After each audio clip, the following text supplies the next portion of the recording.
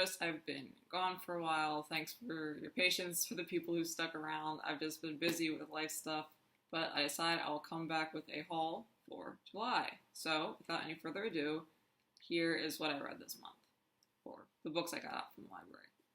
The first one up is Galaxy Game by Karen Lord.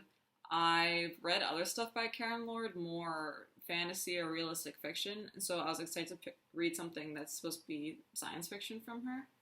And the back cover reads, on the verge of adulthood, Raffi attends the Lyceum, a school for the psionically gifted. Raffi possesses mental abilities that might benefit people, or control them. Some wish to help Raffi wield his powers responsibly, others see him as a threat to be contained. Raffi's only freedom at the Lyceum is wall running, a game of speed and agility played on vast vertical surfaces riddled with variable gravity fields. Serendipity and Intamin are also students at the Lyceum, but unlike Raffi, they come from communities where such abilities are valued. Serendipity finds the Lyceum as much of a prison as school, and she yearns for a meaningful life beyond its gates. Intamin, with his quick tongue, quicker mind, and a willingness to bend if not break the rules, has no problem fitting in, but he too has his reasons for wanting to escape. Now the three friends are about to experience a moment of violent change as seething tensions between rival starfaring civilizations come to a head. For Serendipity, it will challenge her ideas of community and self. For Intamin, it will open new opportunities and new dangers. And for Raffi, given a chance to train with some of the best wall runners in the galaxy, it will lead to the discovery that there's more to wall running than he ever suspected, more to himself than he ever dreamed. So it wasn't until I actually got the book from the library that I realized that this is the second in a series. Best of All Possible Worlds comes before it, so I'm hoping that I'm not too confused while I'm reading it. Next one is How Long Till Black Futures Month by N.K. Jemisin. Not much to say. It's a short story anthology. I adore N.K. Jemisin. She's one of my favorite authors, so I'm really excited for this book. And time just flies. Like, I remember seeing this announced and, like, seeing the beautiful cover and being very, very excited. And they just had it at my library. Like, I didn't have to get on the waiting list. And I was like, oh my goodness, like, people are sleeping on this book. And then I realized it's been out for, like, a year now. So that's why there wasn't a big wait. Next up is Hurricane Child by Kacen Callender. And the summary is, Carolyn Murphy is a hurricane child. Being born during a hurricane is unlucky, and 12-year-old Carolyn has had her share of bad luck lately. She's hated and bullied by everyone in her small school in St. Thomas of the U.S. Virgin Islands. The spirit only she can see won't stop following her, and worst of all, Carolyn's mother left home one day and never came back. But when a new student named Kalinda arrives, Carolyn's luck begins to turn around. Kalinda, a solemn girl from Barbados with a special smile for everyone, becomes Carolyn's first and only friend, and the person for whom Carolyn has begun to develop a crush. Now Carolyn must find the strength to confront her feelings for Kalinda, brave the spirits stalking her through the islands, and face the reason her mother abandoned her. Together, Carolyn and Kalinda must set out in a hurricane to find Carolyn's missing mother, before Carolyn loses her forever. So this is a middle grade book, but Onyx Pages did a little review and recommendation of it. I will link it in the description, and so I was excited to read it. Again, another beautiful cover. Yeah, also, I don't really have an issue with reading middle grade. It's just if the subject matter is interesting, you know, it'll just go a little faster. Next up is Kingdom of Gods by N.K. Jemisin. I read the first two in the series. I loved them. I have footage to put up a video if that ever happens, so we'll see. But the summary is, for 2,000 years, the Aramari family has ruled the world by enslaving the very gods that created mortal kind.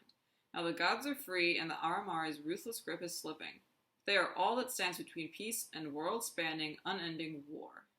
Shahar, last scion of the family, must choose her loyalties. She yearns to trust Sea, the godling she loves. Yet her duty as the Aramari heir is to uphold the family's interests, even if that means using and destroying everything and everyone she cares for. So, I've really loved this world so far, and I am interested to see how it ends, because each book hasn't really followed the same character, I'll just put it that way. It kind of follows like an arc of the world, but it's picked up through different characters, and it'll be interesting to see what happens, because the Aramari are not very beloved by me or the people in this world, so focusing on one of their leaders is Joyce, and we'll see what happens. Next up is The Lesson by Cadwell Turnbull. And I didn't realize this was like new. Like, it came out fairly recently, I want to say, sometime this year.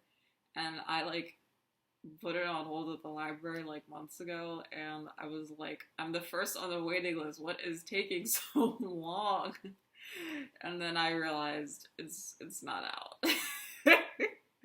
I don't even know why there was a waiting list, considering it nothing to wait for. So the summary is, they will teach us the lessons all creatures must learn. An alien ship rests over Water Island. For 5 years, the people of the U.S. Virgin Islands have lived with the Yana, a race of super advanced aliens on a research mission they will not fully disclose. They are benevolent in many ways, but meet any act of aggression with disproportional wrath. This has led to a strained relationship between the Yana and the local Virgin Islanders, and a peace that cannot last. A year after the death of a young boy at the hands of the Yana, 3 families find themselves at the center of the inevitable conflict, witness and victim to events that will touch everyone and teach a terrible lesson. So, like, I mean, I was on the waiting list for this forever, so waiting for this forever, think it was going to come, so I'm excited for this. Next up is Magical Adventures of Pretty Pearl by Virginia Hamilton. I read I think it was Reading the Bones. It was a short story anthology of Black speculative fiction, and Nnedi Okorafor had an interview in there about, you know, her influences and stuff, and she mentioned this book, and I was intrigued, and I like Nnedi Okorafor's work, so I was like, oh, I kind of want to read this, because I didn't know Virginia Hamilton did chapter books. I only know her through folklore, so I'm interested to read, like, I don't know if I'd say original, but like a novel from her, not like a folktale compilation. The summary reads, one long time ago, when Pretty Pearl, Godchild, stepped down from Mount Highness in Africa to find out more about poor humankind, she also was itching to show off her powers. Still, she was pleased when Noel Bestgod, her older brother John de Conquer, decided to travel with her. Disguised as albatrosses, they sail atop a slave ship to the Georgia colony and then wait under the blood-red southern soil. Maybe 2 god days, maybe 2 centuries human time. But Pretty can't wait any more time. The sorrow of the darker peoples has gotten behind her eyes. Now is her time to act. And Brother Bestgod knows it's her time too. He gives Pretty a magical necklace that holds 4 ancient spirits to help her in time of need. But he also gives her 3 god rules which must never be forgotten. A special warning to beware of the winning ways of humans. So, this is also middle grade. Yeah, but I'm excited. Nnedi Okorafor spoke highly of this book. Next up is Mules Men by Zora Neale Hurston. This is a folktale compilation compiled by Zora Neale Hurston. She worked in, I want to say the 1930s was when she did a lot of her like anthropological work, and I am excited to read her stuff because I've read Their Eyes Were Watching God, and I really like that. And just in general, I think she's like a very intriguing figure in like history and literature, because you may already know this, but she was famous for a little bit during her time, and then she just died broke and poor, like no one was buying her stuff. She was kind of forgotten for a while, until I think Alice Walker in like 70s or 80s sort of did some research into her work and her life, and like found like Zora Neale Hurston died in an unmarked grave, and Alice Walker sort of found her grave and like got a tombstone for it. And I just think it's very interesting, like in terms of like school and stuff. I think like academia talks about a canon as just kind of like a thing, like, oh, it's just is what it is, and you know, these are just, it's just here, like these are the best, and this is what we read, and there's not a lot of like talk about like, you know, why is what's in the canon.